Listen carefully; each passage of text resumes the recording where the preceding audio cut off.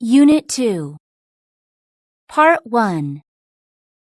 Do you live in an apartment or a house? I live in a studio apartment. It consists of a single room and has just enough space for a bed and a desk. Even though it's quite small, it's cozy and comfortable. What do you like about your house or apartment? Let's see. First of all, my apartment is conveniently located. It's only about 3 minutes from the nearest bus stop. Secondly, it is not only well lit, but it also has a great heating and cooling system. So, it's warm in the winter and cool in the summer. What do you not like about your house or apartment? I'm content with nearly everything about my apartment, except for my upstairs neighbor. He is so noisy. For instance, he sometimes practices guitar in the middle of the night. What's more, he plays loud music all the time at full volume. What room in your house or apartment do you prefer most? I like my bedroom the most. There are a lot of cushions in it, so it is really snug. Moreover, I've got a big TV hanging on the wall. I love to watch movies while lying in bed. What can you see from the window of your house or apartment? I can see other apartment buildings and the street from my window. There are also several shops directly across from my house. To be more specific, there is a florist, a small grocery store, and a laundry service. How long have you been living there? I've been living there for 2 years now. I moved to my apartment right after graduating from high school. That's because I had to find a new place near campus, since my university is really far from my parents' house. Will you keep living there in the future? To be honest, I have no idea. I don't have any plans to move right now. However, if I get a new job or get married, I might need to find an apartment somewhere else. Do you want to live near your family when you get your own house? Yes, I'd love to. Even after I get my own place, I want to stay near my family if I can. That's because I don't want to spend hours on the road whenever I visit my parents. Besides, if I lived near her house, my mom would bring me hot food from time to time.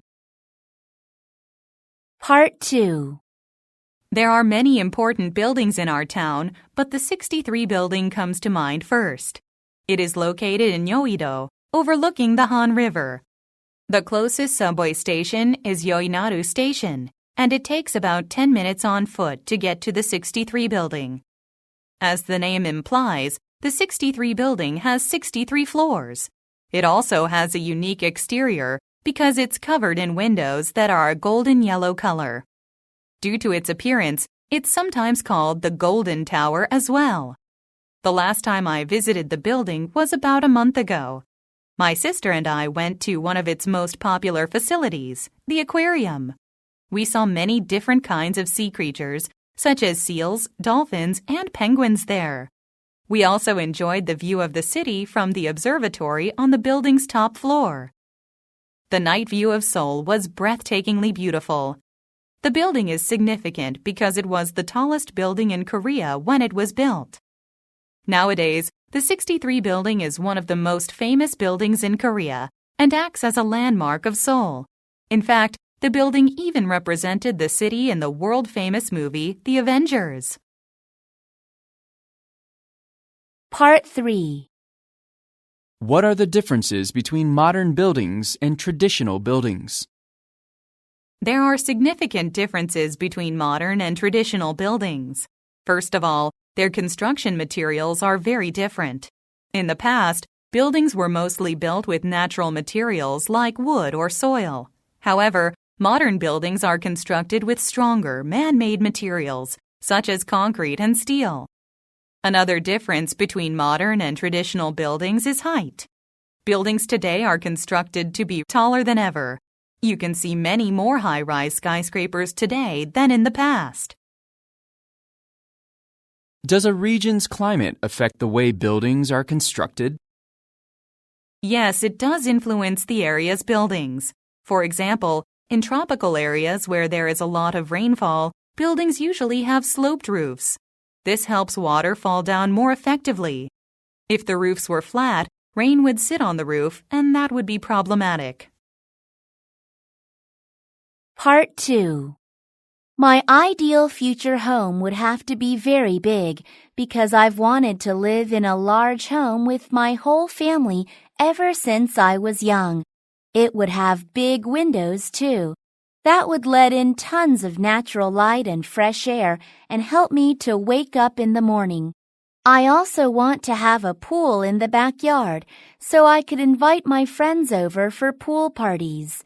In addition, it should have a gorgeous garden where my mom could spend her time. Lastly, a large and cozy living room would be a must for our family quality time. I don't really care about the location as long as it's near the beach, but a city like Miami, Santa Barbara, or Busan would be great. As I mentioned earlier, I want my whole family, including my grandparents, to live there with me. Living with my extended family has always been my dream, and living in this house would make my dream come true. I'm sure my home would always be filled with laughter and joy. Part 3. Do people prefer living in apartments or houses in your country? Why? I think people in my country generally prefer to live in apartments. This is because apartment buildings usually have better security. For instance, there are CCTV cameras in every hallway of an apartment building. You can find guards on duty as well. Furthermore, modern apartment buildings are often equipped with various amenities, like pools, gyms, and convenience stores. Having these things in the complex makes life more convenient. Some people prefer living in a small house to living in a big house. Why is that? The specific reasons would be different from person to person, but I think people prefer smaller homes because they are far easier to maintain. They require much less time and effort to clean, and repairs are usually relatively minor. Also, smaller homes are less expensive. This makes them a much better choice for people who are on a budget.